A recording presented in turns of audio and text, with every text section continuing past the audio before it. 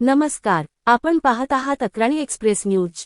सातपुड्याच्या कुशीतून अचूक बातमी थेट तुमच्यापर्यंत। आजची महत्त्वाची बातमी नंदुरबार जिल्ह्यातील अक्राणी तालुक्यातून। बिजरी ग्रामपंचायतीकडून तहसीलदारांकडे एक महत्त्वपूर्ण निवेदन सादर करण्यात आले आहे। या निवेदनात ग्रामपंचायत बिजरीचे उपसरपंच यांनी गावातील वनहक्क पट्टाधारक शेतकऱ्यांच्या गंभीर समस्यांकडे प्रशासनाचे लक्ष वेधले आहे। निवेदनानुसार बिजरी गावातील अनेक शेतकरी वनहक्क पट्टाधारक असून ते आपल्या जमिनीवर शेती करत आहेत। मात्र आजपर्यंत या शेतकऱ्यांना प्रधानमंत्री पीक विमा योजनेचा लाभ मिळालेला नाही।